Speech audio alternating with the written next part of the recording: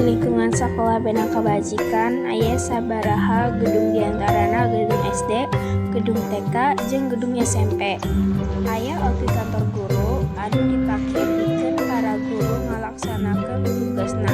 Pikeun murid kelas 7, aya kantor guru kelas 7 anu ngabimbing jeung ngarahkeun murid dina diajar.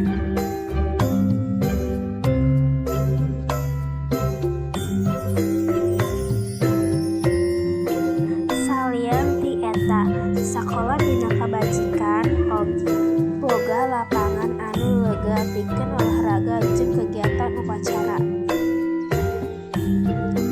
Di lantai 1 aya ruang guru kelas 7, ruang serbaguna sareng jangkung.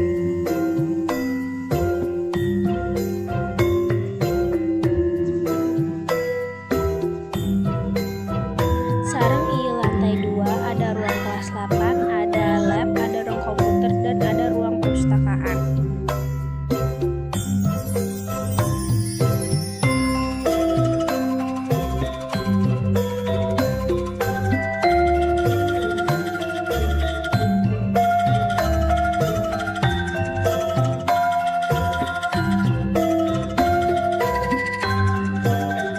Sareng ieu urang mimikan tong sono kana kaseti murid-murid nyaeta kantin.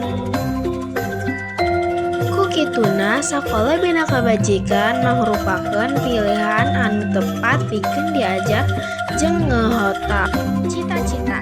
Hayu urang gabung ka Sakola Bina Kabajikan pikeun masa depan anu leuwih